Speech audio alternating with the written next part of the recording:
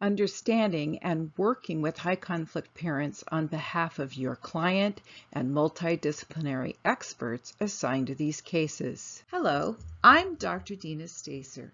I've been teaching parenting classes since 1983. I've been teaching high conflict co-parenting classes since 1997 for the San Diego family courts and since 2011 for the Hong Kong courts. I have 26 hours of online classes that are pre-recorded for parents to attend, and every single week I teach a live Zoom class since 1997. That's 25 years of helping parents involved in conflict. I have a PhD in conflict resolution designed specifically for parents involved in custody disputes. I also have a master's degree in leadership and counseling, a teaching credential, kindergarten through community college, and a degree in social sciences with a specialization in child development. In 1985, I went through a maybe closer to 10-year high conflict custody battle with my 3 young children, twin daughters, age 4, and my son, age 5. It was excruciatingly painful, stressful, and absolutely confusing. I did not understand how 2 people could fall in love, marry, and have 3 children and end up fighting for years over the children. And no one else understood it either.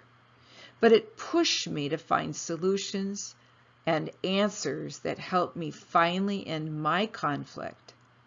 It helped me to become a better person and a better parent. I had to learn how to disengage from my ex-husband so I could calm down. I had to manage my anxiety, my anger, and my fear.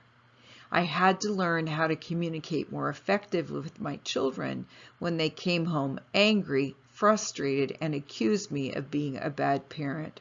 They even spit on my parents.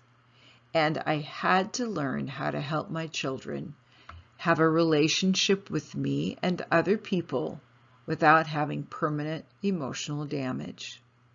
So I sought the help from a mentor who worked with me for over 21 years. He taught me so many valuable lessons, and together we figured out how high conflict cases work. He helped me to put these concepts into practical teaching that I have been able to do and work with thousands of other parents around the world, getting them out of conflict while helping them learn to build closer bonds to save their children and to stay connected. Today, I'm going to share some of these concepts with you so that you can help children get out of the middle of their parents' fight and become happy, healthy, and whole young people turning into adults. Once you understand these lessons, you'll have a handle on managing these cases so you can help more children win faster and feel better. It will be rewarding and reinforcing. It will make the difference in these families' lives like you wanted to do. So, let's get started. Understanding the high conflict couple. I will share with you some of the strategies that I teach parents who attend my class and I work with individually. As long as they understand the dynamics, it's easier for them to make a shift in their own behavior and their mindset. I'm sure you're aware of many of the common elements that occur in high conflict cases if you've been around a while, but I thought I'd go over them because sometimes people are like, oh, I have never thought of that, or yeah, that makes sense, or wow, that's something that helps me realize that it's a high conflict case. Now, part of this is stuff I've taken over time and added, and I will be talking about specific ones as we go along. But for now, here are some of the lists that usually are regularly occurring in high conflict cases. Frequent court litigation, or disputes over child sharing issues. Physical violence, intimidation, stalking, or allegations of abuse, aggression, harassment, or threats. Continuous and chronic co-parenting difficulties. One or both of the parents are unable or unwilling to protect the children from the conflict. One or both of the parents encourages the children to side with them. One or both of the parents are unable to separate the children's needs from their own. One or both of the parents are unable or unwilling to move away from the conflict to build a new life with their children. One or both of the parents refuses to share and are focused on keeping the children away from the other parent. And one or both of the parents have created a negative reputation with the court professionals. So if you wake up in the morning and go, "Oh, I signed up for this high conflict case," then you go, "Yeah, I guess that's true." So welcome to the high conflict custody world. So one of the things that I regularly talk about for parents in my class is describing there are two different kinds of co-parenting. The first one we're going to talk about, I call the cooperative co-parenting definition. The first thing we need to talk about is cooperative co-parenting. So in cooperative co-parenting, those are the parents you'll never work with because they can work together. So co-parenting stands for cooperative parenting, so we have cooperative parenting. And the thing about that is that both of these parents, when they split up, they have the same mindset as each other about their children and their parental duties. In this case, these are parents that both believe that the other parent has the best interests of the children at heart. So that's the first criteria that we look at in terms of can these parents work together. If both parents have the same mindset, that the other parent has the best interests of the children at heart, well, that's easy peasy then. It's easy for both parents to say, yeah, we both have the same mindset. The second part is both parents believe that the other parent is important in the children's life. So if you have two parents that believe the other parent's important in the children's life and they have the best interests of the children, you're going to have two parents that will be able to talk about what's good for the kids and pretty much reach an agreement. That doesn't mean that if there's a parent that has some issues, then they might have a little bit of a disagreement. But for the most part, people who come and do a mediation or they get divorced and they go through the paperwork, if there's no conflict over the children, they both agree that they both will figure it out, then there isn't many people that show up in court for that kind of child sharing. Now, the next thing is that both of the parents are willing and able to work together to reach child sharing decisions and agreements that are in the best interests of their children. Both parents are willing and able to also support those decisions. This is going to be important when I get to the other definition. But you can understand that when parents can agree on anything, then how are they going to ever work on reaching decisions and supporting those decisions? Again, these are the people that you don't get to work with. They get through the system, they do their paperwork, and they move on. Occasionally, they might need a little help with how to child share or what to tell the children, but for the most part, these are people that don't need ongoing assistance from the professionals in the court. And the next part is that both parents support the other parent's relationship with the children. They're willing and able to make the changes to the child sharing schedule to accommodate the child's needs or the other parent's needs without disputes.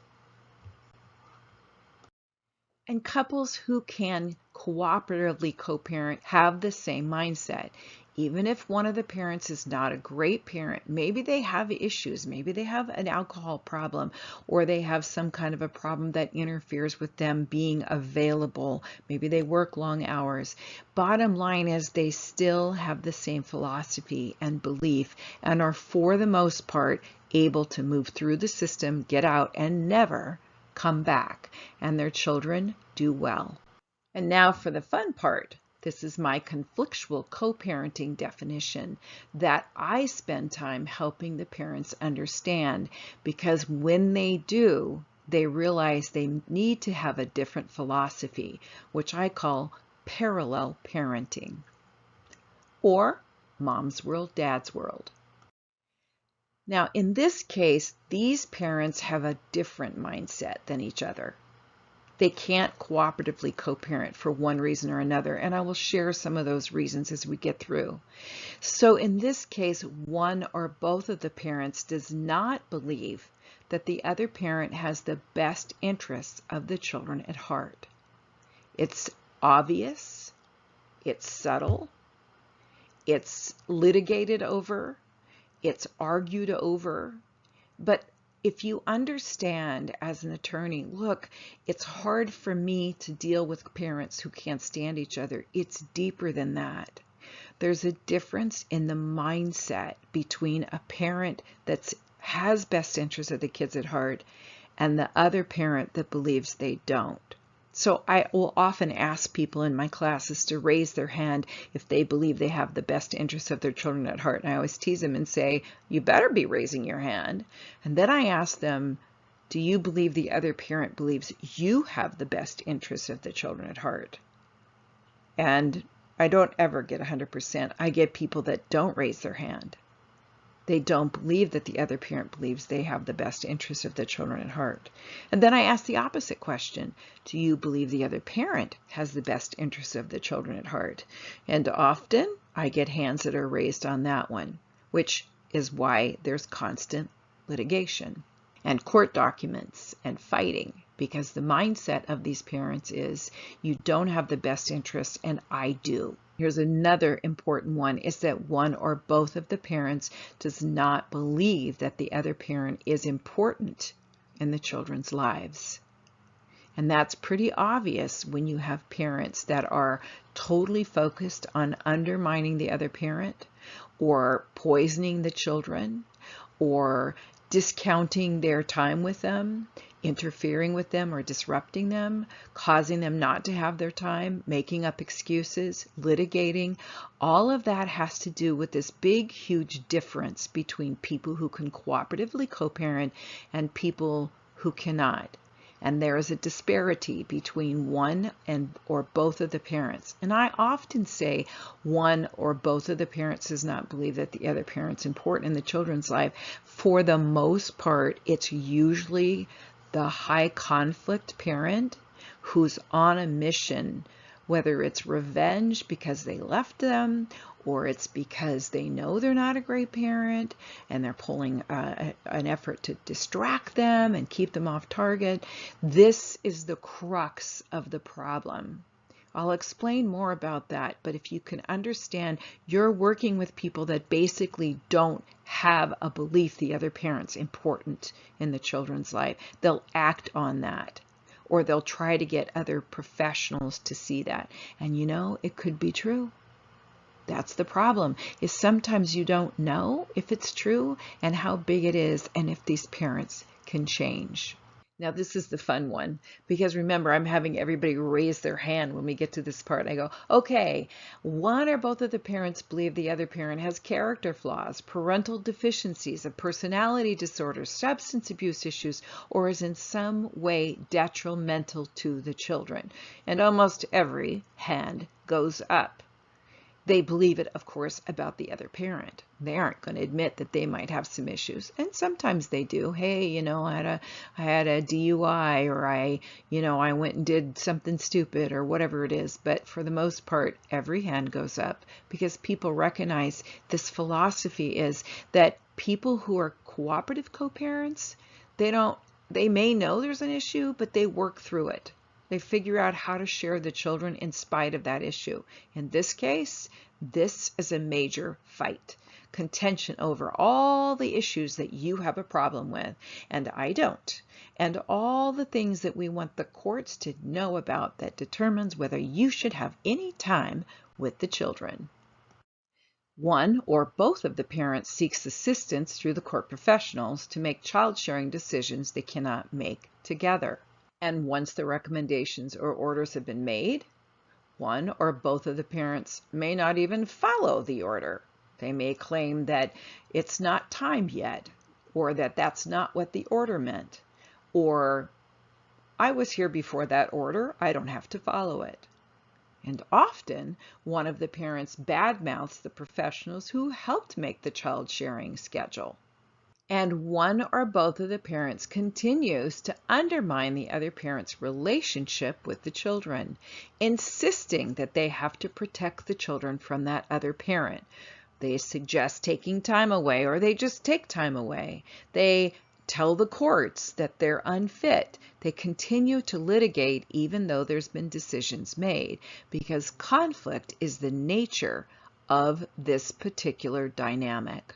Now let's talk about the high conflict equation. Contact plus communication equals conflict. This is the high conflict equation. So using that equation, if contact goes up, they increase the amount of contact they have. It doesn't matter how it is, whether it's personal, texting, emails, you name it, or being in person, contact, increase the communication, you will increase the amount of conflict. And the opposite is true. If you reduce the contact with the other parent, reduce the communication, you will reduce the conflict. The whole goal is to get parents to be totally present for their children when they're with them. So we want to put rules in place to control the contact, the communication, to reduce the conflict. I call it the 2 V's. The first one we're going to talk about is visual. Whenever parents have any sight, they see the other parent by exchanging face-to-face or even at a distance, or they go to the child's birthday party and drop their kids off and they see the other parent. They're driving on the road and that person happens to pass by accident or not so by accident. I know that there are many stories where somebody accidentally, not really, runs into the other parent at the grocery store or at their church. When one parent receives a text or an email from the other parent, it's an anxiety reaction. When one parent responds to a text or an email from the other parent, it's an anxiety reaction. So we want to control contact and communication by controlling visual and verbal. Here are some more interactions that cause parents anxiety. Anytime they see the other parent, whether it's face-to-face or at a distance, at a child sharing exchange, at a child's sporting event, at court, at a parent-teacher conference, at a doctor's appointment for the child, at a parent education class where both parents attend together, the parents will have an anxiety reaction, some more than others. I had a mentor for 21 years who was a brilliant guy. He taught me all sorts of strategies about how to understand anxiety. And he said to me one time, do you understand that anxiety drives a high conflict case? Well, it does. There are other things that we just talked about, like the mindset, the belief that one person doesn't have best interests of the children or is not important. But if we can start controlling the contact and communication by not insisting that the parents meet together or go to an exchange together for school conference or to a doctor's appointment or even attend parenting classes together, I do not allow parents to attend together. And I've had a few parents sneak in. One time I was teaching the class and out of the blue, this woman just said something. And I looked at her and I was like, where'd that come from? And across the room, a guy says something. And I think for a second, I go, are you guys the parents of a child? Yes. So I actually said to the class, oh, good. We have a high conflict situation. Let's figure out what we can do. And so I actually asked the parents to give me what they thought we should do. It concluded where I told the parents, look, you can both stay in the class as long as you're both responding appropriately to the class discussions. Anytime either one of you bursts out and makes an accusation or an attack on the other parent, then you both need to leave. I will keep your money and I will not give you credit for attending that class. That was the end of that, until when the mom left, who was the one that started it, and says, do you see what I have to put up with? And my thought was, yeah, you. Interesting enough, she came back a few years later with another child that she was in court over custody with. That was like, okay, you have no insight. So we want to reduce the amount of anxiety reactions and contact with the parents. And here's the other half, the verbal. Anytime you hear the other parent's voice, whether it's in person, by telephone, voicemail, text, email, US mail, declaration, documentation, attorney correspondence, friends and relatives, social media, our family wizard, or talking parents, evaluation, assessments, reports, recommendations from professionals, teachers, physicians, or even through the children. I had a situation years ago where the mother had come to our class. She was one of our very first students, and every week she came back and said, you know, Dad talked to the kids, or Dad talked to the older kids that are out of the home, or Dad talked to the coach, and they all kept responding to me. We said, what's the court order say? She says, well, it says communication in writing only, right? So send them a copy of that piece of the court order in a note, this was before email, and say, please communicate directly with me in writing. Do not go through the children or anyone else. This went for 5 weeks, and finally she came back for the last week and she says, I don't know if I did the wrong thing or not, but I finally said to my kids, do you want to go live with him? They were teenagers. No. She says, then stop bringing him home. Probably not the best way to do it, but it worked. She finally got strong enough to stand up and say, this is the world that we live in. Don't bring Dad here. Let's talk about how we need to understand anxiety and what I call the 3-day anxiety spin. Another thing you need to understand is that every time the parents see each other's face or hear their voice, it takes a minimum of 3 days to calm down. 72 hours.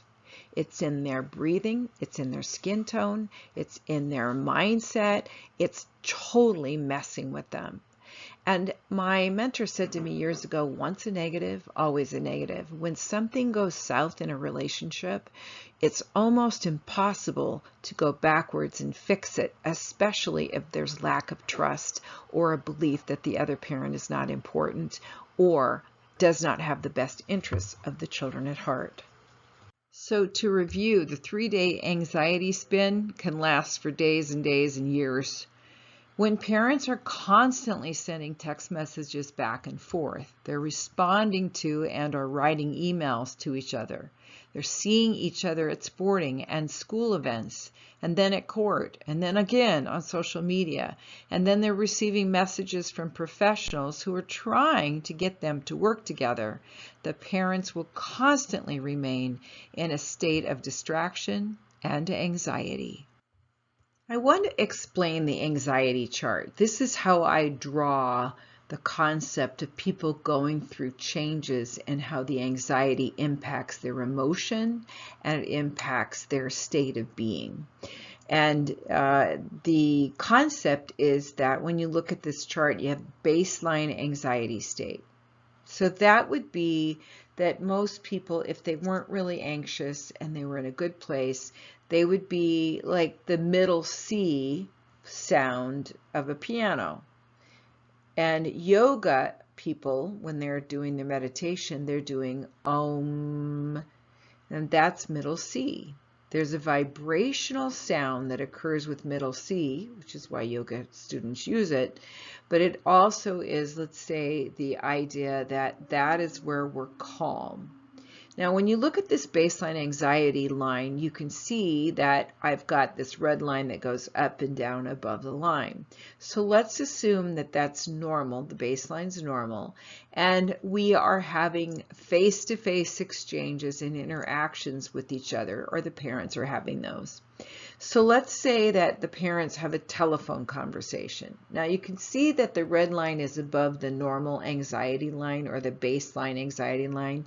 And so what happens is they lift up in anxiety, they stress out, their breathing rate goes up, their skin changes, all of the stuff that goes on besides what happens to the brain, and they have this one telephone call with the other parent. And then after they come down after that call, they might have an experience of feeling lonely or angry or frustrated. And so then what happens is they have a co-parenting counseling appointment, and that counseling appointment is going to occur, and they start thinking about it and dreading it and wondering what's going to happen. So their anxiety level goes even higher above the baseline.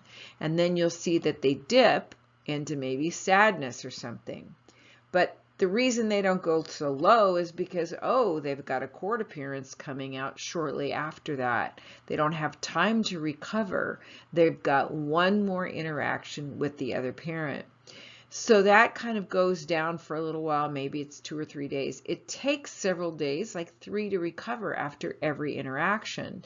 So here they are, having gone through a telephone conversation, co-parenting counseling. Maybe they've texted each other. Maybe they've had to use Our Family Wizard. Now they go to court, and whatever happens in court, then they have this crash, and then they start having an interaction again. So, oh, now it's time for us to go to a sporting event or an extracurricular activity. And you can see that they just never recover. Now they keep ramping up. They have these emotions. Now we have a face-to-face exchange, and then they have anger and frustration. And then on Sunday, they exchange the kids, let's say, and one of the parents brings their new honey to the exchange, which pushes the person all the way deeper, down deeper above that normal line. So you can see where every time they have an interaction, there's a new spin, there's a new anxiety experience. It's impacting their ability to be present for their children. Now let's talk about the adrenaline rush and becoming addicted to the conflict.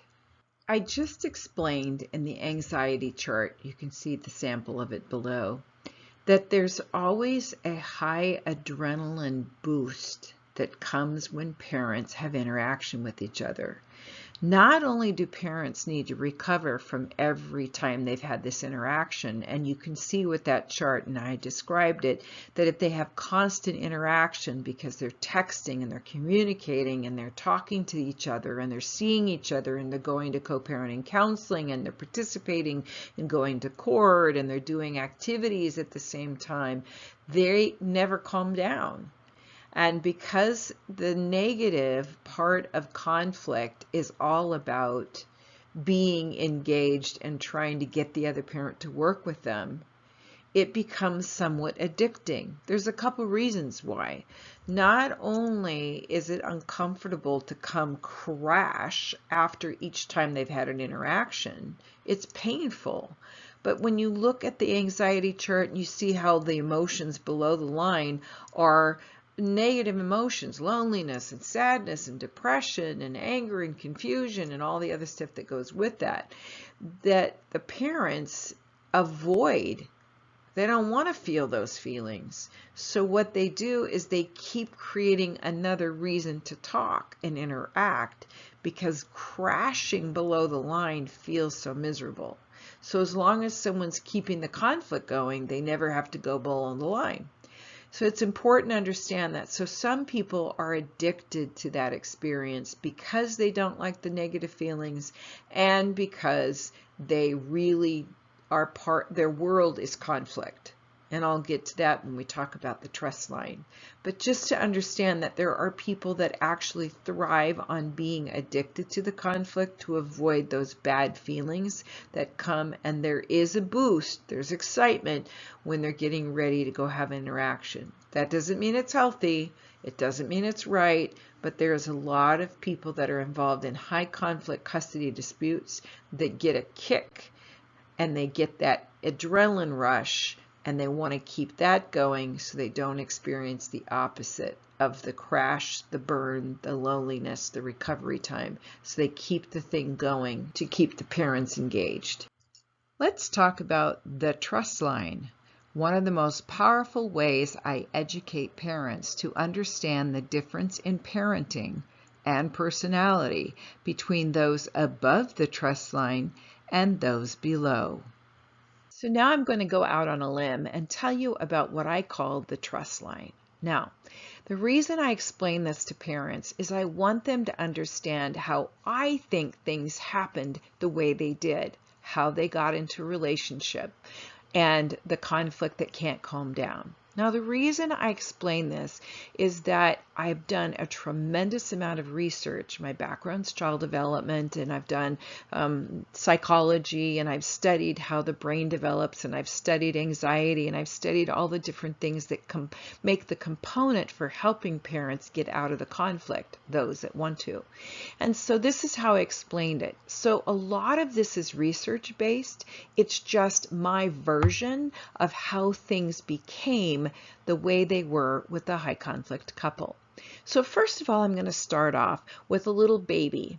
When a baby is born in a family that's loving, nurturing, have parenting skills, they're doing the thing to be responsible, they're doing all the right things, then what happens is in their home with their child, they diaper the baby on time, they nurture the baby and love on them, they give them naps, put them to sleep, they feed them on time, they play with them, they teach and guide them as they get older. They set limits for them, and they eventually become gold medal parents, teaching their children to become gold medal children.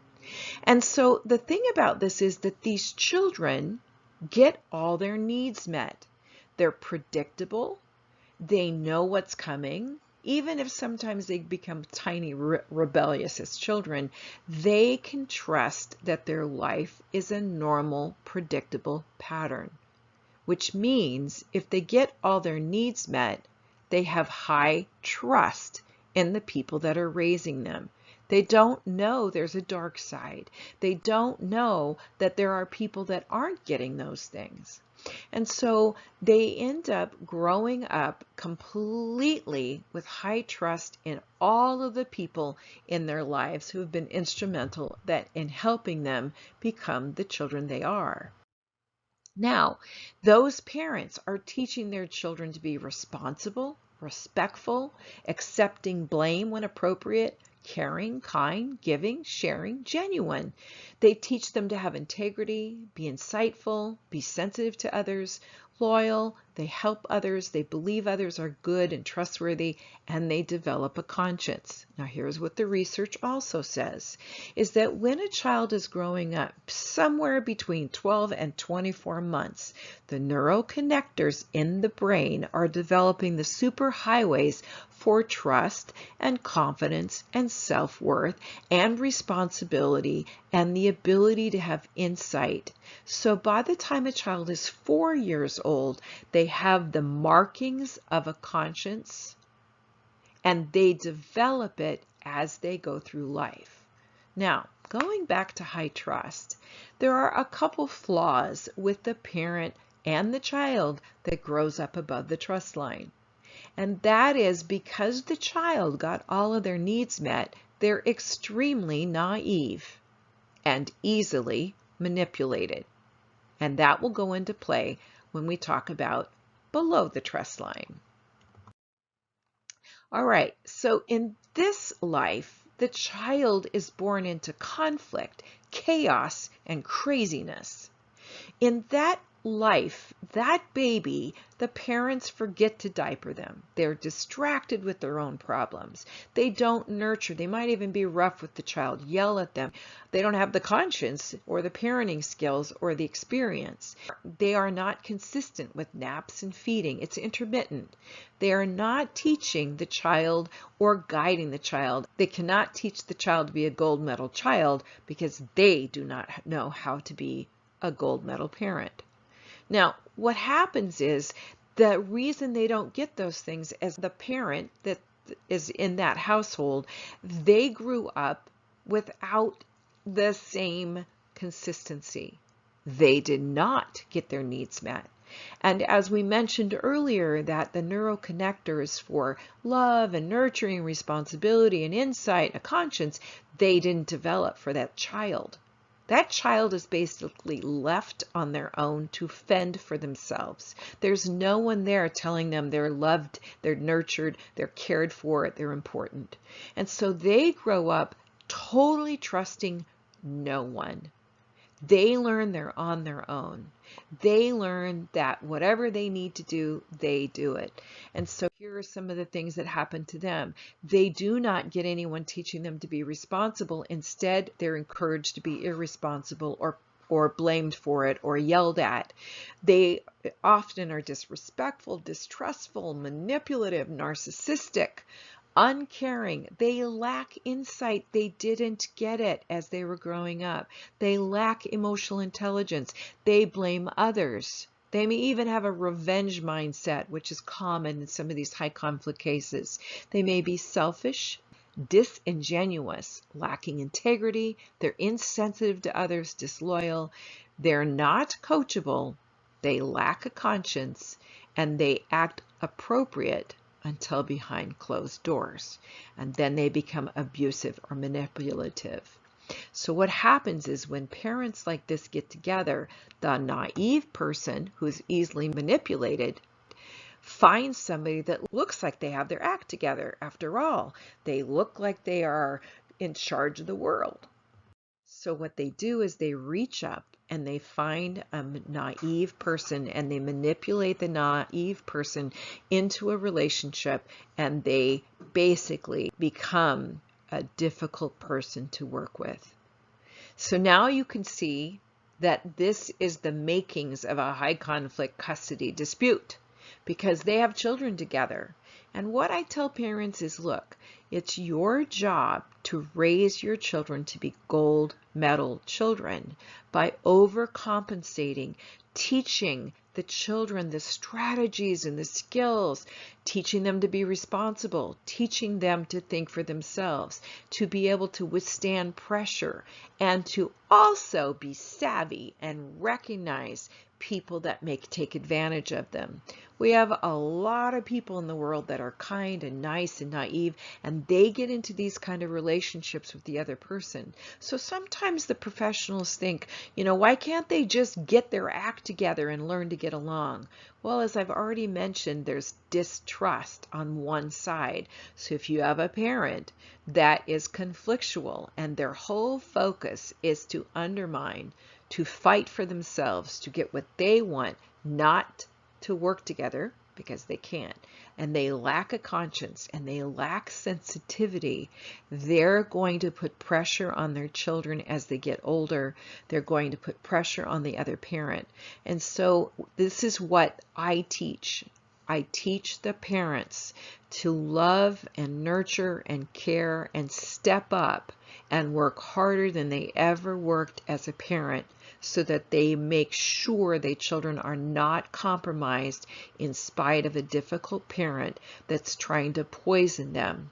A lot of the things that I teach center around helping the parents parent higher.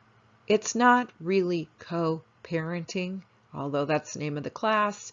It is about becoming a gold medal parent to overcompensate, teach their children the skills that they need so they become the wonderful children that the parents want them to be, and learn to disengage from the drama and the conflict and the things that the parent born into conflict, craziness, and chaos will try to do to them. And that is when minors counsel is extremely important, so you can vet out what's going on and make some recommendations or report what's best for the children so that they can be away from the craziness and being damaged permanently. So there you have my version of the trust line, which explains to parents why it's important for them to really understand. There are two different worlds when you have high conflict couples at war. One of them trusts everyone. The other one trusts no one. One of them is all about becoming responsible, loving, nurturing, giving the kids the things they need because they know they need them and they have the tools and skills to assure that they get them. And then the other one was they have no clue how to give it to them because they didn't get it themselves. So you have two parents at war. And when a parent is trying to get the other parent to change, to grow, to learn, to work with them, to co-parent with them, you can see why it's impossible if you understand the trust line.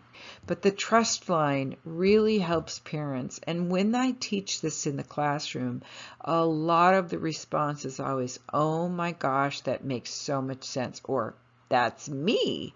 It is, because all of these pieces are part of the brain developing children having consistency or lack of consistency. Having someone call their children on their behavior and coaching them and teaching them and guiding them and helping them have better relationships with people and learning to be responsible and self-disciplined. When someone doesn't get that, they struggle. Their world is full of craziness and chaos. There isn't consistency. There's drama. There's manipulation. There's efforts on one parent to look like they have their act together, but technically they don't have the tools and the skills. The concept is that there is above the trust line where everyone trusts, and below the trust line, where I call the dark side or being raised with the wolves, where no one trusts. And you put these two people together and say, now, bang, boom, voila, co-parent. It won't work.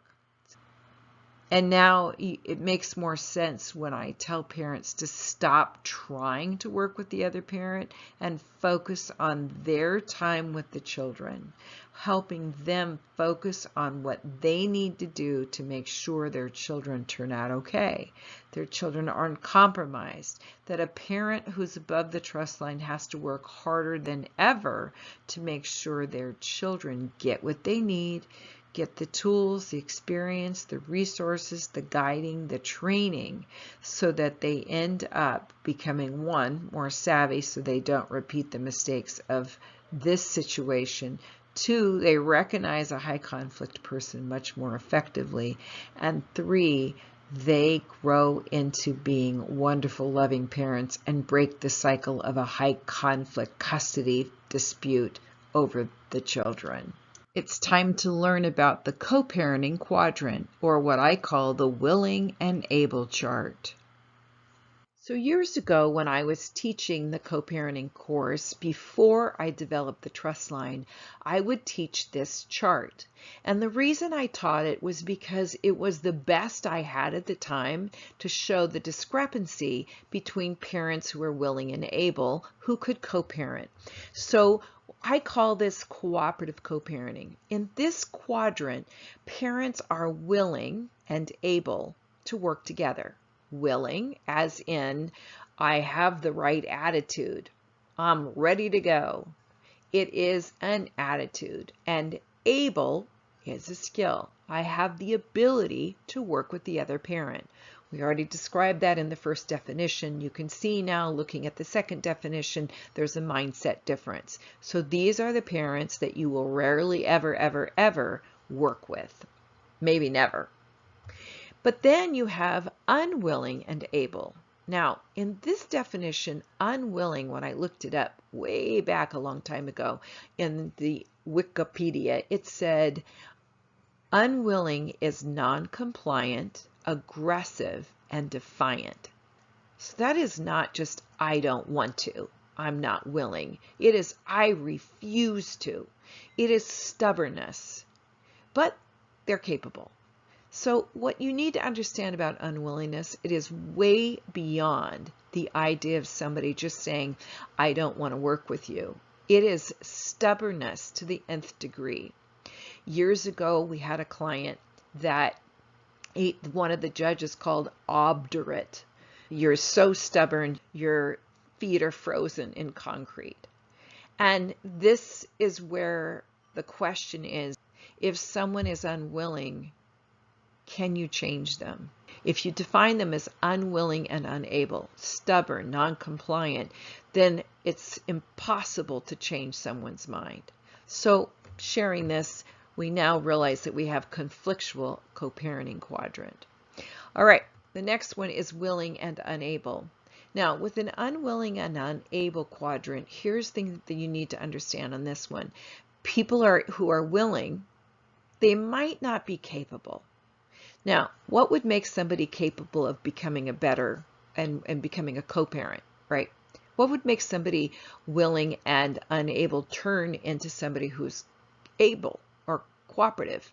And that is if you could teach them what they're missing. So unable stands for people who are lacking in resources, people who don't have the skills, they may not have the experience, they don't have the knowledge, or they may have some kind of deficiency. They may have some problem with a disability, or they may have lack of money or something like that.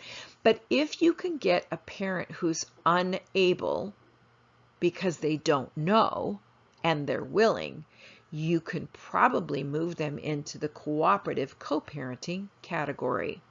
So understanding that an unable person could become able by taking a class, taking some kind of a program, participating in something online, going and getting a degree, taking some, baby raising classes, whatever it is, those are things that you might be able to get that parent to do.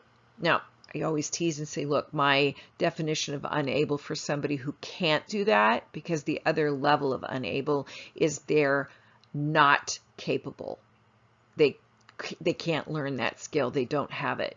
Now remember, going back to the trust line, when I described that the parent or the person below the trust line, they didn't get the neuroconnectors in the brain for responsibility. They didn't get the neuroconnectors for insight and nurturing. They didn't get them. So you can't grow new neuroconnectors at 35 or 40 or 50. It's almost impossible. Maybe you could get some real good, solid neuroplasticity going and get some help. But the bottom line is the people who are unable often lack insight and the willingness to try. So they might be willing to work, but they may not have the skills. So this one is the one where we can say they can be cooperatively co-parenting, but most of the time, because they're unable, it's conflictual co-parenting.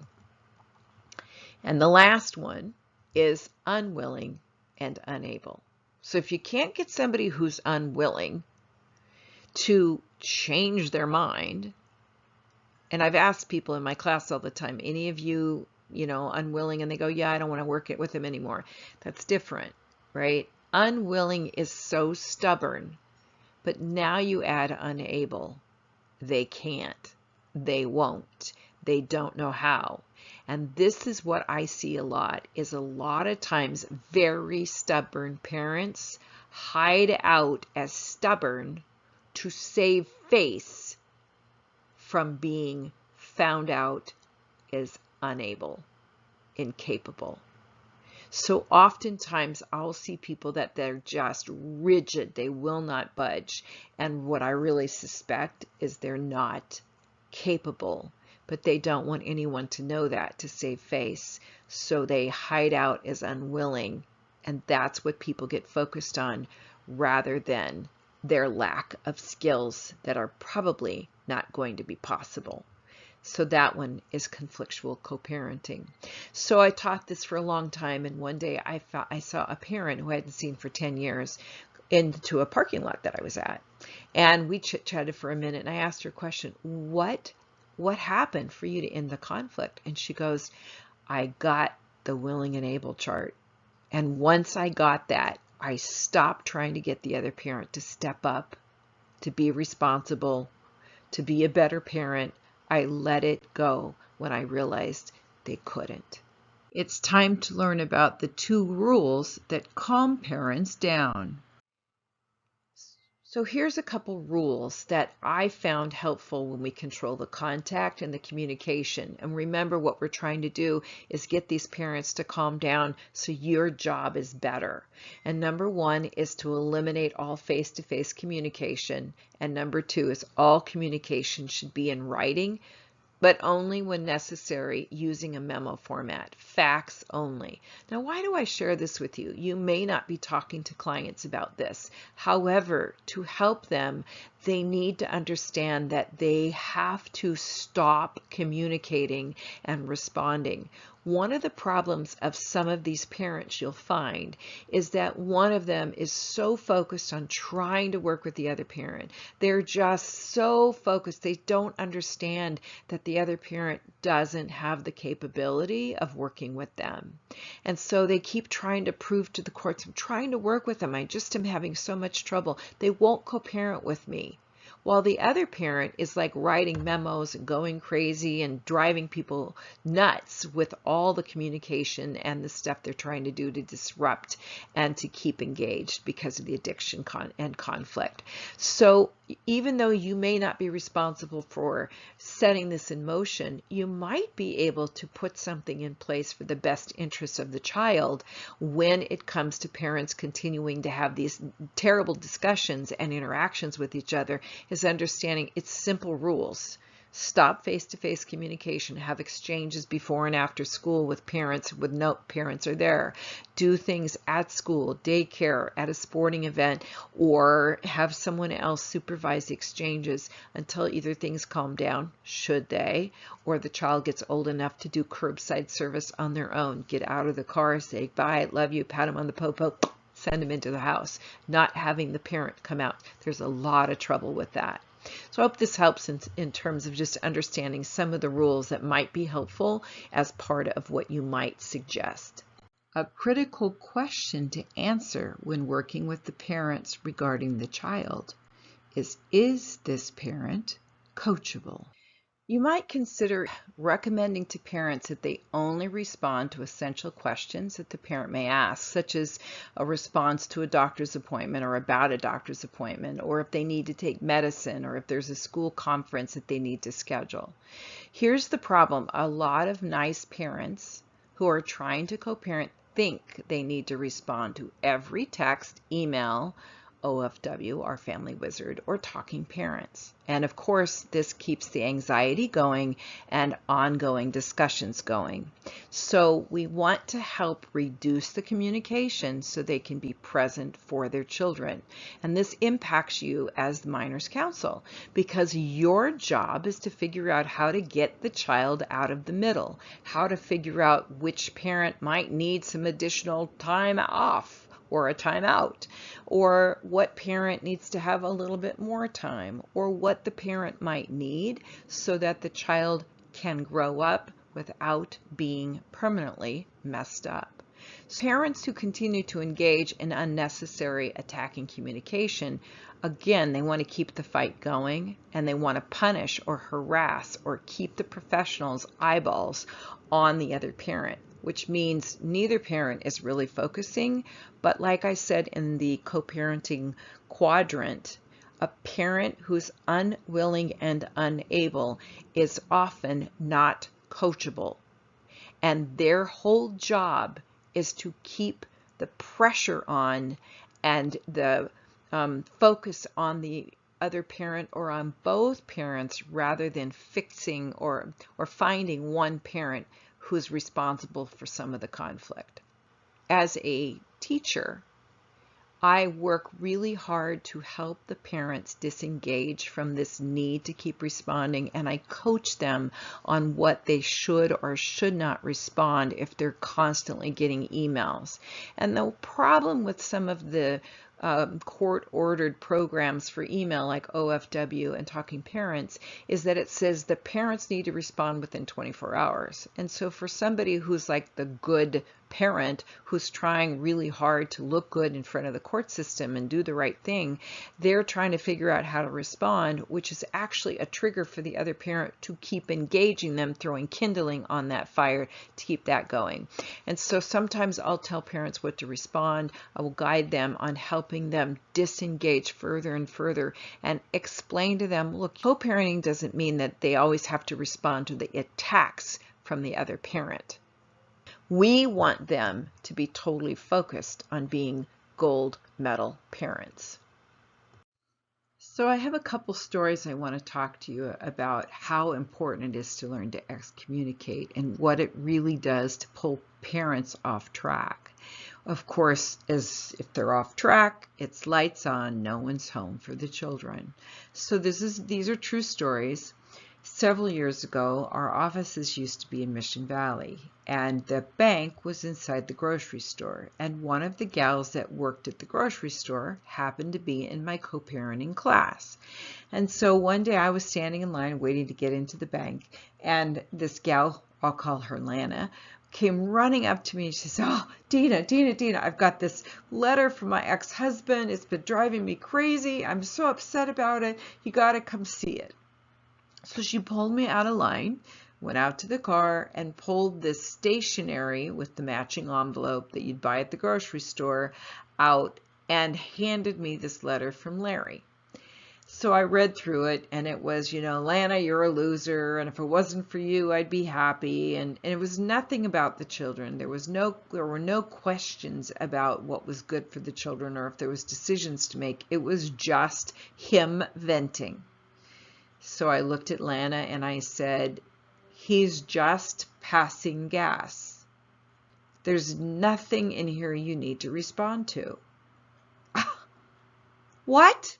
I've been upset for days over this letter." And I said, "Well, you could stop being upset now, or you can keep being upset. But bottom line is you don't need to respond to this letter at all. There is no question in there that you need to respond to.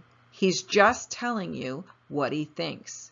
Now, their relationship had been very stormy. They had had a hard time breaking up because both of them were addicted to the conflict. There was physical, sexual abuse and violence. And finally, Lana decided to be done with the relationship and ended it, but the breaking and the making up was what kept them engaged. And a funny story, and just side note, talking about the layers of conflict, Larry moves out, and Larry demands that he get the lawnmower. Now, she was living in a house that needed a lawnmower, and he moved to a condo or an apartment that had no grass. Why did Larry want the lawnmower? He didn't need it. It wasn't a man toy. The answer? So he could go back and mow her lawn and keep having contact with her. So conflict is really subtle. There are many examples of conflict that's so absurd when you look at it as a professional, and when parents finally calm down and see the other parent as part of the trust line, where maybe they have the high conflict personality and this is about stirring up trouble instead. So I do have another story. That is the reason why there's a safety pin. And that's to remind me of when I first started teaching these classes, my mentor and I would discuss many of the lessons that were going on that I had to learn so that I could eventually understand how to teach parents how to disengage and focus on their children. And so the safety pin is a reminder of a couple. I never met the husband or the father. I only met the mom. She was in my class. She had a 4-year-old boy with the father she was having conflict with and an 8-month-old son. She told me that Dad would write her 8 pages of letters daily.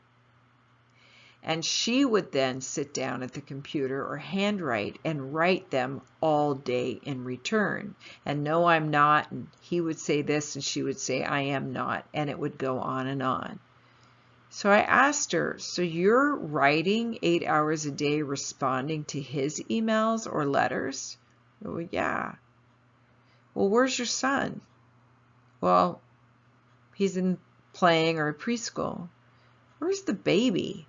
"Well, the baby's sitting down on the floor by me."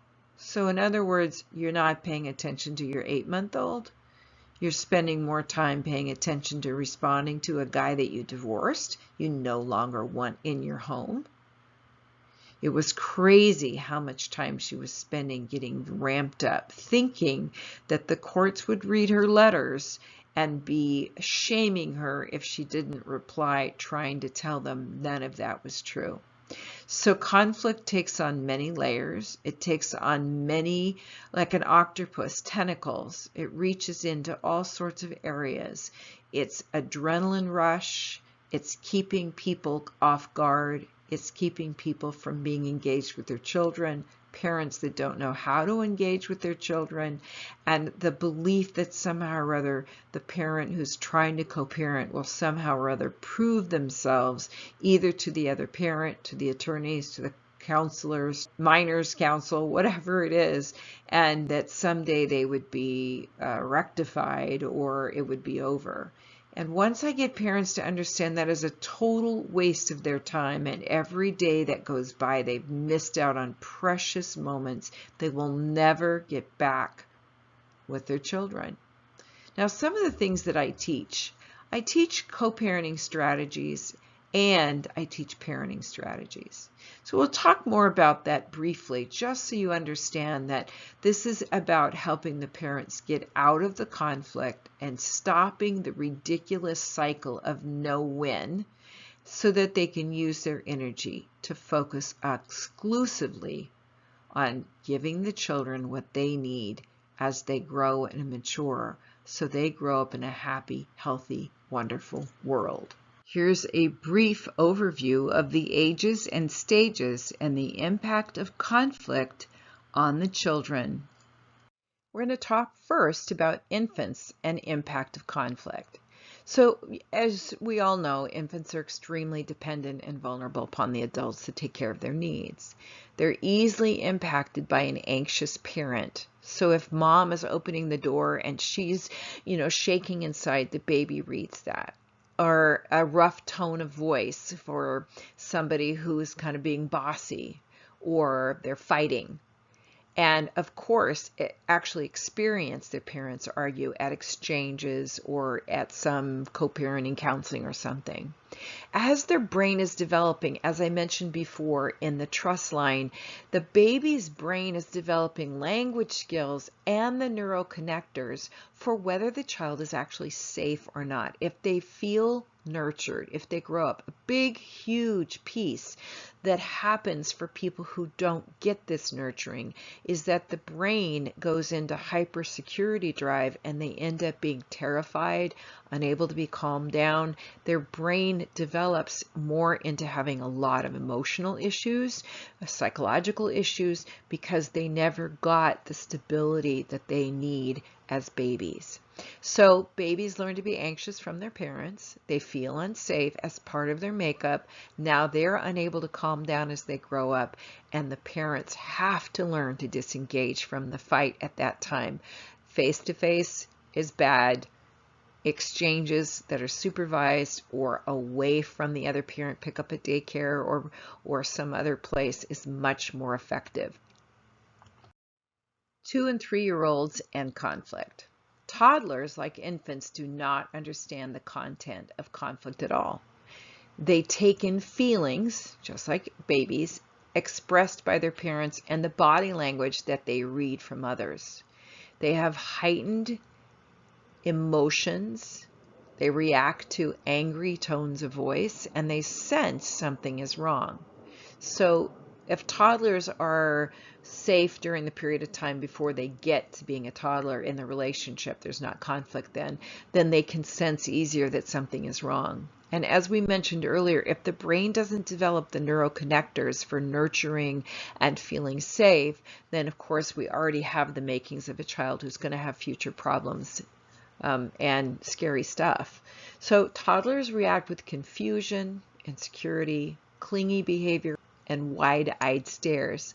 Some toddlers can become immobilized, excessively frightened.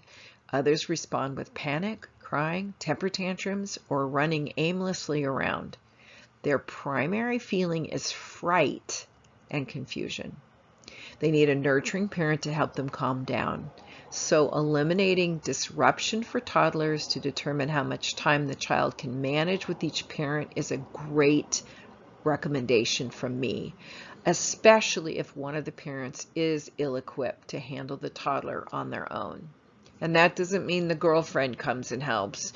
It could be a nanny, but the girlfriend is part of the conflict because that's the high conflict triangle too, which we don't have to get into today. 4- and 5-year-olds in conflict. They have a simple understanding about their parents' arguments. They wonder whether the things they overhear are really true. One mom in my co-parenting class told me that the 4-year-old daughter asked her if she was going to jail. And mom asked her, well, why are you worried about that? And she said, well, daddy told me that you stole the house. So kids between 4 and 7 are literal. Their mind development is literal. So if you take and measure a cup of water in a measuring cup, exactly like another cup of water in a measuring cup, and you ask the child that's 4, 6, or 7, how much is in here, and they'll say the same amount. But then if you take a tall glass and a short glass that both hold a cup, and you pour the 1 cup of water in the tall glass, and then you pour the 1 cup of water in the short glass, the children will argue that the taller glass has more. They do not have the ability yet for abstract thinking. So that's why children will repeat things and they don't understand it, which irritates parents because they're reporting what they've heard, but they don't really understand what's going on. And then when the parents react, the parents then actually reinforce them feeling like they either need to report or not say anything. So that's confusing. So children that are stronger, they'll check out their concerns, older, a little bit older, etc. And then fragile children, they might worry silently. So children worry about their parents. Are you okay? They're reading body language because that's how we start growing to begin with. We read if we're safe with the body language when we're babies. They start feeling responsible at this point for their parents' unhappiness. So that's where a lot of the feel sorry for the other parent who's not liking the breakup, lost some time, doesn't get enough time, isn't around the child, wants the other parent to be back, wants to not spend money, or whatever the problem is. The children feel responsible, and then that puts tremendous confusion into them. And they desperately want to stop the fighting. They believe, though, that they can fix it. They have this egocentricity in that age because of the concrete thinking. And when they fail to stop the conflict, they can become emotionally disorganized and confused. So these are huge things for children in each category. 6 to 8-year-olds in conflict. So they're frequently thrust into their parents' conflict. Research suggests that parents actively encourage children to take part in their quarrels. Children often become the communication channel between the parents, relaying messages they do not really understand but believe they must follow. They're in the moment and love the one they're with. All children are, by the way. Complaining about something at that moment doesn't mean it's legit. They're just having fun and they go, oh, I don't want to go now. Do I have to go now? And a parent uses that. They think, oh, good. See, that child doesn't like the other parent. And so then they tell the child that comment. And then the parent says, tell your mom that you want to spend more time with me. Tell your dad that you don't like his girlfriend. So the children end up being encouraged to become spies. And they feel all alone. Very, very tough place for them to be. Often these children will try to stop the fights to avoid the scary outcome they negatively anticipate will happen to them and their parents. They don't have the resources or skills or understanding at this age to refuse to spy or to stop relaying messages. The only way they know how is to tell each parent what they want to hear. They miss out on empathy and they lose their identity. Now, this is something else to be aware of. I call it love the one you're with. So a child will clearly enjoy an activity or a vacation with one of the parents. The child will go to the other parent's home and immediately tell them that they had a terrible time and their vacation was miserable. They don't want to do it again. Now, the child did have a good time, but the parent on the other end has in some way reinforced their need to hear how miserable their child was while with that other parent. And this can happen at any age. I've seen it with teenagers. I've seen it with kids that are 6, 9, 12, whatever. The child can't make both parents happy, so they tell each parent what they want to hear. The child is not lying at this age either. They don't understand lies yet. They might be told by a parent you're a liar, but they don't understand it. Lying is not something that at that age kids get. They're surviving. They've figured out how to get each parent to not be mad at them and each parent to love them separately. But it's a terrible position for them to be in. 9 to 12-year-olds in conflict. By 9 years old, these children have gained much higher level of cognitive skills. They understand, they grasp the content of their parents' dispute, and they're interested in the question of who's right and who is wrong. And they often make their own judgments about what to believe. Now, this is a very dangerous time for these kids because they can become so rigid about their opinion, they can't be moved, which is where a lot of the programming can begin when a child is being poisoned against the other parent. They're intensely curious about the content of the conflicts and seek out information by eavesdropping on parents. They have definite opinions about who they can trust and who they will reject. They often become entrenched in their opinions, as I mentioned, and they often at this time refuse to see parents during this time. I have a client right now who's in my class, and her son has been struggling with dad. He's just now 12, struggling with dad and his relationship for months. She's come to my class way more than 6 times, which is what someone would need to get a certificate. And so recently there was an incident where there was physical altercation. The father was yelling and screaming at the boy, and he just took a break from dad for like weeks. And then he decided to go back again. He went for 2 days and the same thing happened. The father also has a girlfriend that's part of the mix.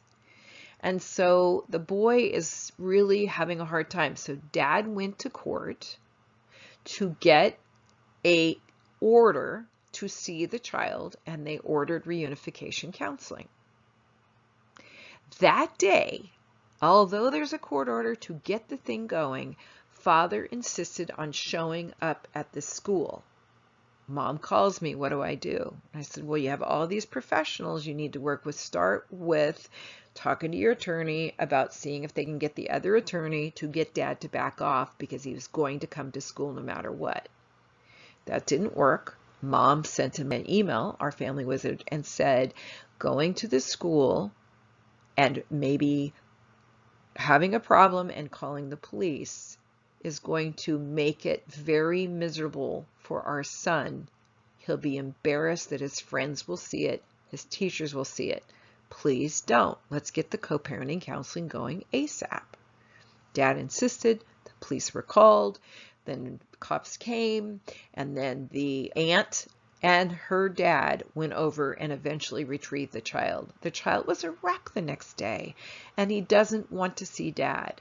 So this is where dad is the problem, but there are times when a parent's magic of poisoning the child against the other parent starts, and there's all sorts of stories I hear all the time about what to do when we have these clearly difficult exchanges and time with the children when you've got a parent who lacks insight and continues to do disruptive things, which drives the children away permanently.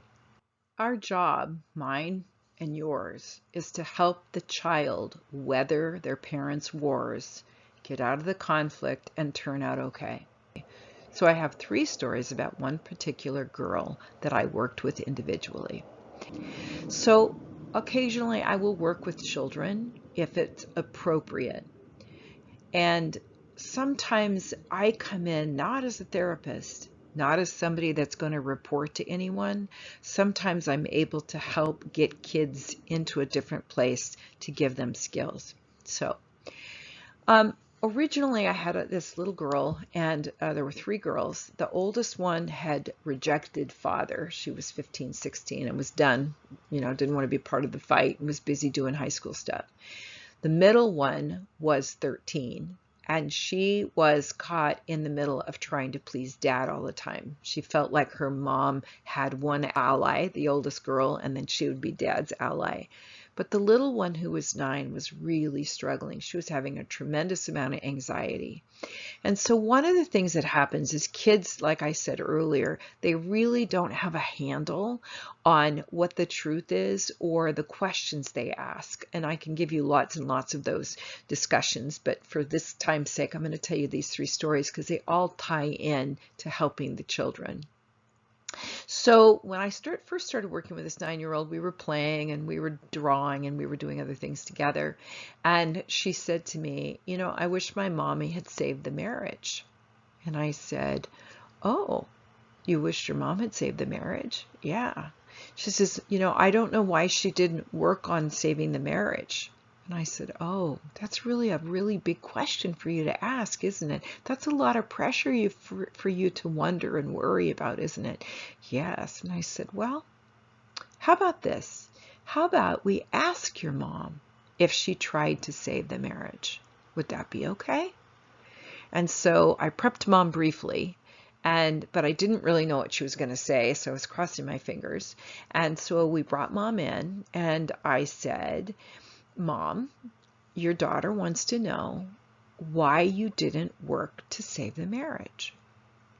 And bless her heart, mom says, oh, honey, I did. So when you were 7, mommy tried really hard to get daddy to go to counseling. I tried really hard to talk to daddy about my feelings and my frustration, and I just couldn't get daddy to help me do that. He wouldn't do it. So that's when I moved up to that other room. I'm assuming she moved into a separate room in the house. Oh, so sometimes we as adults need to translate what kids are saying. And it's not, and parents get angry because like, why is she hearing that stuff? Why is dad saying that to her? True, he shouldn't be. But by solving that question, we're able to say, oh, mom actually did. You just didn't remember it because you were 7. And that was enough to help her a little bit. Well, then the next time she comes in, I said to her, can I teach you something? Because we're going to ask you some hard questions, scary questions, and I want to know if I can help you with some of those answers. Because she was truly anxious, didn't want to talk about it, felt very caught in the middle. I asked her if I could help her learn something that would really make her feel safe. And so I asked her, can you imagine blowing a bubble? The kind you blow from the soap? Yes. I said, okay, close your eyes and imagine the bubble. What color is it? She said, blue. Oh, wonderful. Now, it's a magic bubble. Can you blow it bigger? And I said, show me. So she showed me her hands about 12 or 13 inches apart. Great. Now it's a magic bubble even more. You can blow it up as big as you. So blow it as big as you and tell me when you're ready. She was blowing, and then she nodded her head. Yes. Now, here's the part the magic bubbles that really cool. Is you can step inside the magic bubble. And when you're in the magic bubble, you can see people, but you can't hear their voices. So step inside your bubble. So she did. And she was like, instantly dropping her shoulders. She was in her imagination. She felt safe. I said, look, whenever people say things, if it's uncomfortable, just remember to go inside your bubble. And so that was just so cute and so delightful. Well, she came back. We had to have some more discussions. And I said to her, I've got to talk to you about some difficult things today. She stepped out of the room and into the hallway, and I saw her go, and she blew and took a step into the bubble. She waited a few seconds and then turned around and says, I'm ready.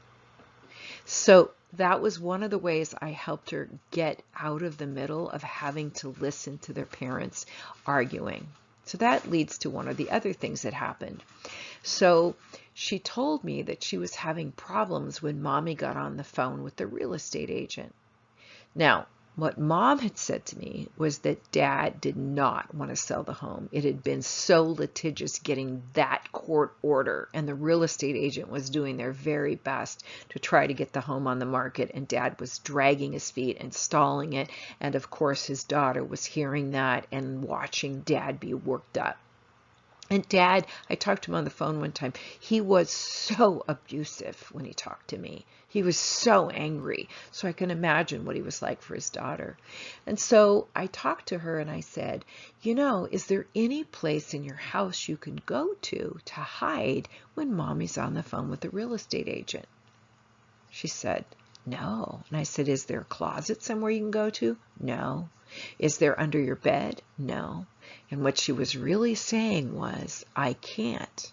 I have to eavesdrop because I have to listen so I can report to Daddy what Mommy's conversation was with the real estate agent. So I went to Mom and said, Mom, would it be okay? And this is before we had cell phones that you could grab and walk and travel around the world with. This is those long phones that the cord only extended so far. And then when we got without, it was cordless, you could only go so far next to the neighbor.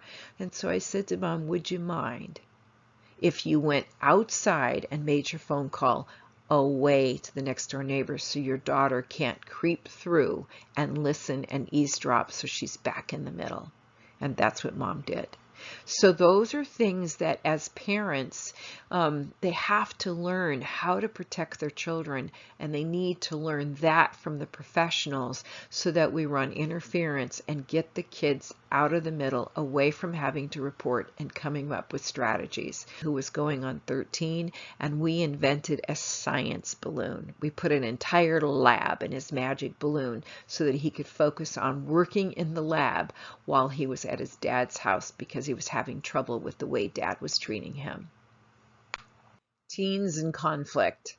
Divorce can be painful and traumatic for adolescents. Teenagers may become hesitant about developing their own emotional relationships themselves because of what they witnessed and experienced from their parents' divorce. And often I take a survey in class and find out at least half of the people that are in a high conflict relationship were in one with their own parents. So it's pretty transferable, generational. So we want to break that cycle. They question commitment. They fear they will be hurt. They worry that their own marriage will fail. They fear they will repeat their parents' mistakes. They take sides with one parent.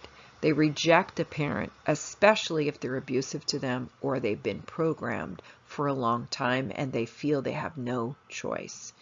And that rigidity that occurs between 6 and 12 continues on into a teenagehood and even adulthood, where somebody has picked an opinion to follow and stick to, and it really makes their life miserable with that rigidity that comes. And let's call it unwilling, perhaps an unable. Now, I do want to tell you a couple stories on this one too. One of them is about a 13-year-old boy. It's one of my favorite stories. Mom comes into my class and she's crying every week. She says that father got primary custody of the 13-year-old boy and the 7-year-old girl. Now, the boy was truly feeling his mother's pain. She was very upset. The 16-year-old boy had been allowed to stay with Mom. There'd been some physical abuse going on between the older boy and Dad, and Mom was beside herself. So one day she comes into class and she says, "Can you talk to my son?" And I'm like, "Okay, where is he?" She said, "He's outside." And I said, "Well, I'm starting class in a few minutes. I'll talk to him briefly. If we need to do more, I will meet with him after, we'll set up a time." And he comes in, he sits down for a couple minutes. He's this cute little kid, but he's truly freaked out. And he says, and I say to him, "What's going on?" He goes, "Well, I'm really, really, really, really stressed." And I said, "Okay." And he says, "The hair on the back of my neck is standing straight out." I'm like, whoa. And then he points to his throat and he says, "And I can't." I said, "Breathe, swallow." And he goes, "Yeah." Okay, we're talking major anxiety attack here. And so I talked to him a little bit about what was going on. I discovered the pattern of communication, and here's what happens. He tells me that Dad comes out to the car when Mom brings them back from the weekend, and he motions for Mom to roll the window down. Mom rolls the window down, and then she grips the steering wheel as Dad yells at her, and Mom yells back. And then I say to the son, "So what happens to you?" He says, I'm paralyzed." I said, "Okay. So let me ask you some questions. Your mom's in my class. Do you think I can go to your mom and have her not roll the window down or respond to Dad?" "No." "Okay. I don't know your dad. Do you think I could call your dad and tell him to stop going outside on Sunday and you guys can go in the house without having interaction with Mom?" "No." "Okay, that leaves you. So what I need to do is help you understand the pattern. Let me tell you what it is. A, your dad comes out to the car. B, motions for mom to roll the window down. C, mom rolls the window down. D, grips the steering wheel. E, dad yells at her. F, mom yells back. G, you're paralyzed, freaked out.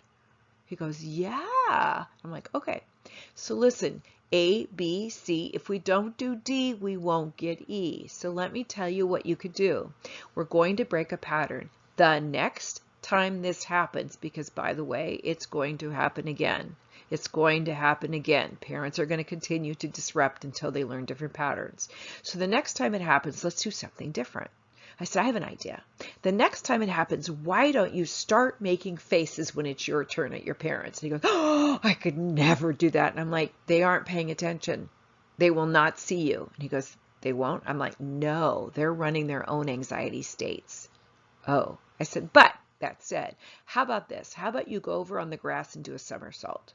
How about you go in the house and slam your bedroom door really hard because no one's going to get you in trouble? How about you go make cookies in the kitchen? How about you do something and you plan it now? So I leave him with that. 9 months later, this kid comes back to me completely changed. He's confident. He comes in and he goes, guess what? I'm like, what? He says, the other day, I did a distraction. I said, okay, what did you do? He said, well, you know how my dad comes out to the car and he motions for my mom to roll the window down, and then my mom rolls the window down and grips the steering wheel? And he says, and usually I'm paralyzed. I went over to the grass and I did a fake faint. And I started laughing and I'm like, what happened? He said, well, my mom zoomed off when my dad came over to see how I was. Now, here's the interesting thing. That child was 13. When he was 18, he asked his mom to come back and see me. And he told me that it changed his life learning to recognize patterns and break them. And then he came back at 21, a grown young man, and he was truly a confident young man, and he thanked me for how it had changed his life.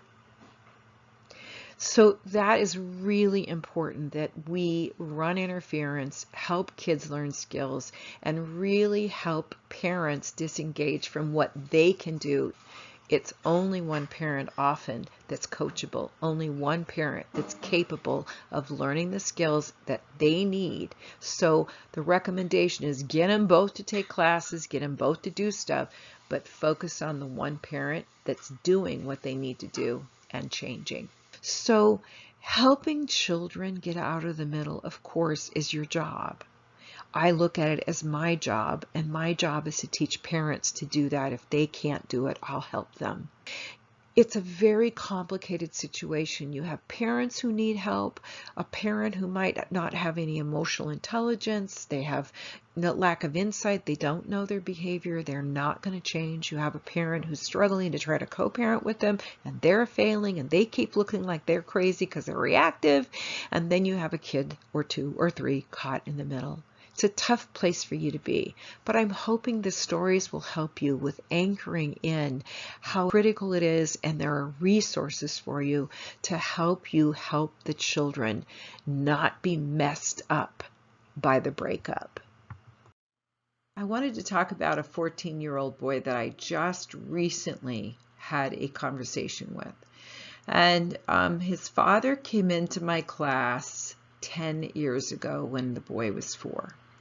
And he was telling me these kind of crazy stories about mom, and one of what that I remembered was that mom would allow the child to be in his pajamas when he'd go to dad's house, and it'd be for long periods of time. It wasn't just for a few hours. And that every day that they had an exchange, the child was moved to a different location. So dad was like running all over the county trying to pick him up. Anyway, so I have dad in my class for 6 weeks, and then we stay in touch. I talk to him later on when the child's a little older. And then recently, about a year ago, I get a call from dad saying, hey, there's been a lot going on, can you coach me? So I meet with him, we talk about what's going on, and he says that, the whole thing with the family fell apart. They're in full-blown psych evaluation and assessment and litigation and all the stuff to get his son to come live with him. and there was a psych evaluator, and that was ongoing. And anyway, it all ends up that the child ends up having being with dad 100% of the time, except for 1 hour a week of supervised visits with mom. And he's just pining away, wanting to be with his mom. I want 50-50 again. I want to be with my mom. And I don't like being at my dad's. And so, I'm hearing all this stuff, and I say to Dad, I've never met your son before. Why don't we just go have pizza or go to Rubio's or something? So we make the appointment, and he comes to Rubio's, and I meet him. He's this tall, handsome, cute kid that is way more grown up than a lot of other kids at that age based on his experience with the conflict. Those kids grow up quickly. A lot of them are like old souls. They have a lot more knowledge. They just are more mature because they've had to figure out how to survive in the world. So I start chatting with them, and we talk about all sorts of things like how's school, and we have a conversation about that. And eventually it leads into him opening up and talking about his parents' conflict. Now, Dad's still sitting there, and we chit-chat for a couple minutes, and then I see that we're getting into a conversation that I suggest that maybe Dad go take a walk. And Dad and I had already talked about that. So he gets up and he leaves, and we'll text you when we're done. It was like 2 hours. And so he says to me in the very beginning, it's my fault that my parents are fighting and are divorced. And I said, really? Wow, that's a lot of pressure on you. So question for you. You were 4 when your dad and I met. That's 10 years. Was it your fault when you were 4? Well, no. I said, so no, this is parents having difficulty, you being caught in the middle, having to figure out how to take sides. And so we talk further, and he talks about some other stuff. And then he says, I really miss my mom. I want to be with my mom. And we had talked about personality styles, and Dad's more of an engineer. He's the one that has a certain routine and rhythm, and he follows that, and he encourages son to, improve on a daily basis. And so we were talking about that. And then he says, my mom, she's like the cheerleader, because I was explaining the different personality styles, and there's the cheerleader and the people that see the vision, and then they go out and they, get people to do it, or they do it, but they're not as emotional. Well, my mom's the cheerleader, and I really miss my mom because she's the one that would just give me the guts to do it. So, okay. And I said, so, like, what's going on? And he says, well, I only get an hour of supervised visit a week with my mom. And I'm like, wow, you must really miss your mom. Yeah. And, I want to go back to 50-50, but, I can't. And so we chit-chatted about that, and I said to him, there must be a reason that your mom only gets 1 hour a week supervised to see you. Yeah. Basically, they think that she's not really in touch with reality. I said, well, that could be a problem. Why do you think they don't want you to be over there longer? Well, so I don't get hurt by it, or I don't have the same problem or whatever. I said, okay.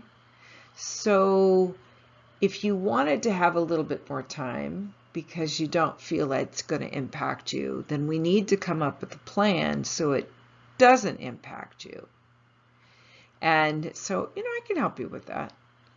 And so we chat a little bit more, and then he says, he says, I've not told my dad I loved him for a long time. And sometimes I'm afraid of my dad. And yet he's never really yelled at me. It's just that I'm afraid of that. Hence maybe past programming from mom. I don't know for sure. And he's got all these weird ideas. He spent some time in a place for kids who were struggling with psychological issues, and that was a whole litigated issue, and blah, blah, blah. It goes on and on. This went on for months. And so finally, he says, I want to tell my dad I love him, and I want to be with my dad, and I haven't thanked him, And I want to be with my mom. And I said, wow, you know, that's really tough that you're in that kind of predicament, that you want to do everything and you feel so responsible that somehow or other, not only is it your fault, but you don't even know how to get it fixed. Yeah. So we chit-chat a little bit more, and we talk about being a perfectionist and explaining to him that it's really more about learning and growing, not being perfect. And shoot, he's 14. How much does he know at 14? And that's the whole point, is that 14, you don't know how to do this stuff. You have to learn it. And it's okay to keep learning. I'm way older than him, and he needs to be able to understand that I'm still learning. So it's okay. So we chit-chat, we have a lovely time, great rapport, and it's time to go. He's like feeling relieved about some of the stuff we talk about. And so he texts Dad, we go outside the restaurant, we're waiting for Dad to show back up. And I say to him, you know, all of the stuff you told me, I won't tell your dad. I won't say anything to your dad unless you ask me to. But it's not me telling him that. So it's all confidential, whatever you want. Okay. So up walks Dad, and the boy blurts out, Dad, you know, I haven't been honest with you. And what he really said was, I like the arrangement I have with my dad. I feel safe there. I love being there. I love his new wife. I love all the thing about it, but I feel responsible for my mom. So he was able, when he walked up, he said, Dad, I haven't been honest with you. And then he just unloads. He said this, and he said this, and he said this. And it was just really kind of humorous, but darling, because he got all the pressure off of his shoulders. And so then Dad texted me that next day, and he said, I just have to tell you, my son's completely different. Now, see, here's the advantage. I'm not the therapist. I'm not the attorney. I'm not the evaluator. I'm not the mediator. I'm not the child, decision maker. I'm none of those things. I was just somebody asking questions, and I know how to work with teens and kids. And so I've been doing this for so long. The joy was in allowing this boy to suddenly take the pressure off his shoulders and not feel that terrible guilt, the terrible pressure, that horrible thing he's been carrying around for so long. Now, is he over it completely? Of course not. But the idea was to tell him different things that he couldn't say to the therapist. And he admitted, I can't tell. I tell them what I think they need to hear, that I don't want to be with my mom. And I said, well, if I can help you figure out a way to spend a little bit more time with mom, if you weren't messed up by mom's lack of reality, if we could figure out how to make that work, maybe I could talk to your dad and he would be okay with giving you some more time. And he was relieved. So our job working with children is to take them out of the middle in more ways than one. It's not just take them out of the middle with some legal action or some kind of order or strategy to get them into counseling more.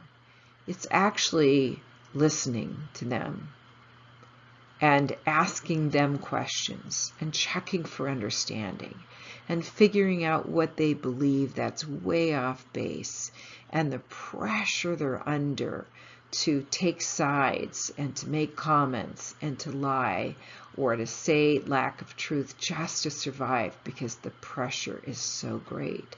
So when you're working with children, you really want to listen to them. With all the agendas every other person has, the parents, the evaluators, the minors, the people that are making decisions about the family, your job is to figure out what's the best interest of the child. Really listen to them if they're old enough to talk. Really pay attention and ask them questions. And if you have the ability to help them get out of the middle with language, with confidence, with emotional support, that's huge. Because even though they may have a therapist, therapists do things differently.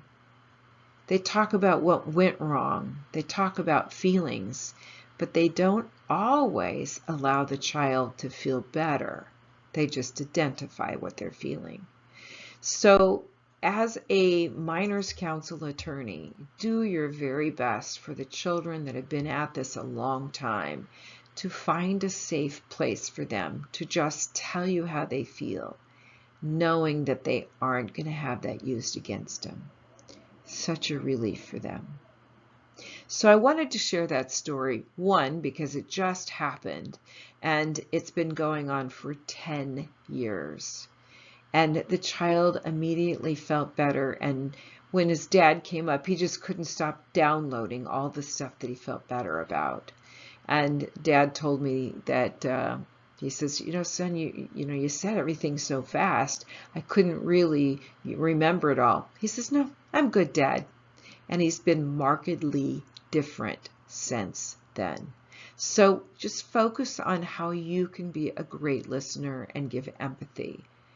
And then you have to set expectations for what you can do, who you can help, how you can say things to the judge, and what needs to happen for these children to get a place that they feel safe, comfortable, loved, and no longer guilty or having to take sides. It's time to talk about tips for working with multidisciplinary professionals.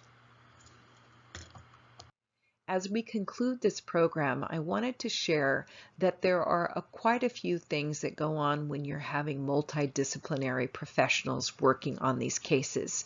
There are so many people, and I've made a list of all of them.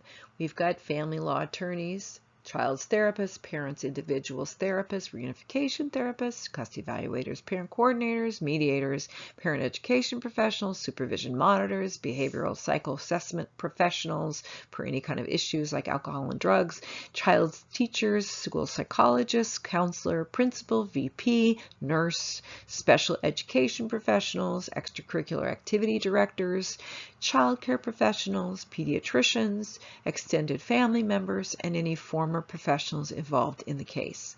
Wow. To manage all those people takes some kind of a special skill, and I wish you the best of luck on that one. But hopefully I can give you some resources that will help you with a little bit more strategies on how you can use these professionals to give you what you need.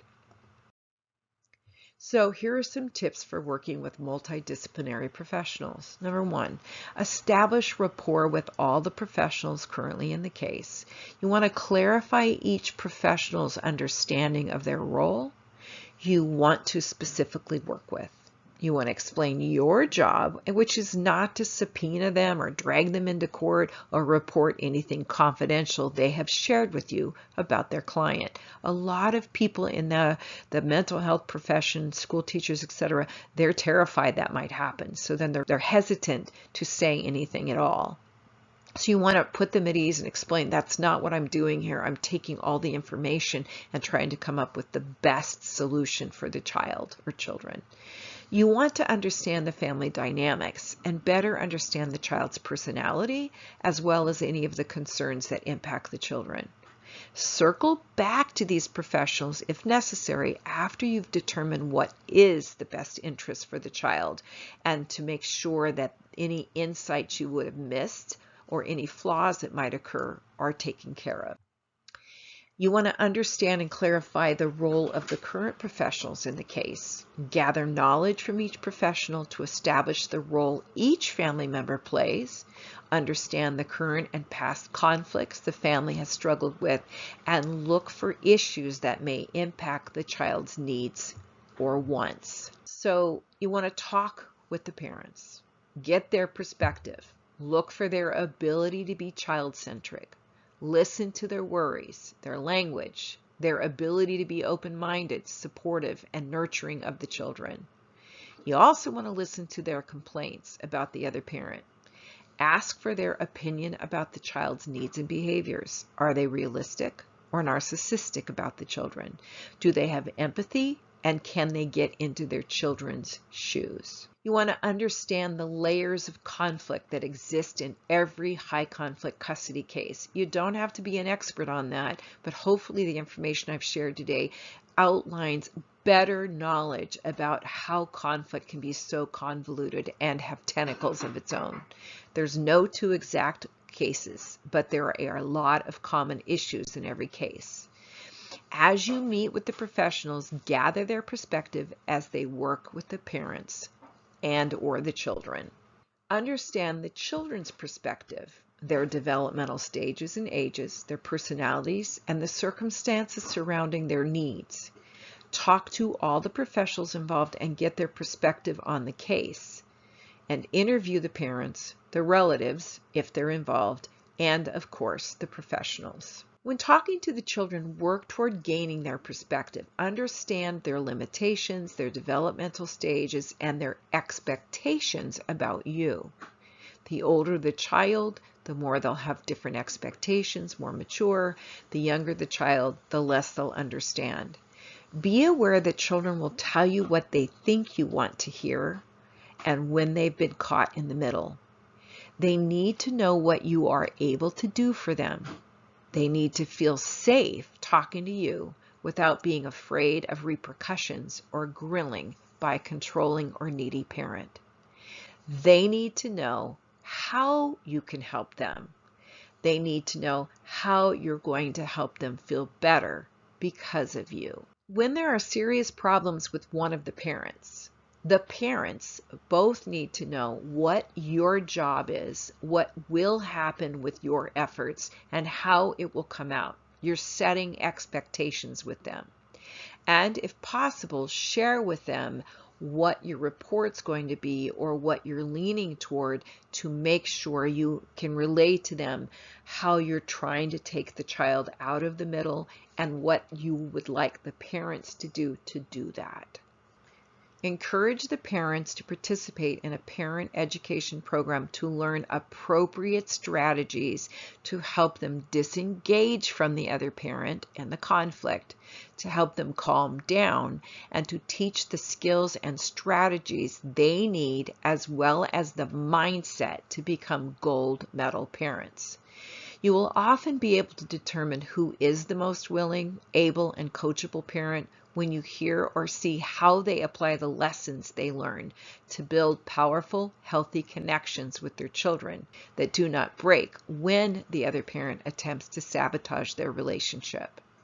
Recognize that both parents may be upset with your communication about the best interests of their children. And assist by making it clear that the children must be protected from being intentionally or unconsciously made to feel responsible, guilty, or pressured. Parents must learn to stop putting their children in the middle and to encourage them to stop making the children take sides. Parents who are abusing the child must be told that they must get help in order to see the child or to be with the child, even if protective measures need to be put in place. And recognize that both parents may be upset when you tell them that information too. These cases will suck the life energy out of you. They require extensive energy and mental work, besides also all the interviewing and the decision making. If necessary, after you've gathered all the information you need to know to consider the best solution for the children, take a mental holiday from the case for a few days or longer. Relax, disengage, and allow your mind to work on the problem without actively pondering it. Often, any additional issues may surface that you haven't thought of that you now may want to consider. Ask professionals who are not involved in the case to share their insight with the information you provide to them to help you become aware of all of the factors that you may have missed, so you can arrive at the best solution for the children. Often the children's needs are intertwined and complicated. Rely on multiple professionals to support you as you determine the best interests and the wishes of the child. I've found in my own life getting over my own conflict and with all the thousands of parents I've worked with in the last 25 years, the best remedy to take the children out of the middle of the conflict and help them become happy and emotionally healthy children is to teach the one parent who is willing and able to focus on the children. This is also the parent who is emotionally intelligent and who is committed to learning the skills to parent to a higher level, raising gold medal children. As these parents apply the stories, strategies, and skills to their family, they tell me that they are feeling more hope and confidence in themselves. And as they feel closer to the children, they realize it's so much easier for them to disengage from the other parent and their attempts to mess with them. To be completely successful, these parents need your solutions as minors counsel. You can help to slow down the litigation and control the high conflict parents' efforts to keep the fight going. You can help to take the children out of the middle. I've spent 25 years working with families in order to save the children. I am available and want to help you strategize and alter the course of these cases so the children have a chance to win in life. Thank you for attending Understanding and Working with High Conflict Parents on behalf of your client and multidisciplinary experts assigned to these cases. I'm Dr. Deena Stacer, parent educator, coach, and family conflict strategist. My email is doc@deenastacer.com. The website where I have pre-recorded classes is parentsinconflict.com, and my phone to reach me is 858-229-8072. Thank you very much. I look forward to helping you in the future.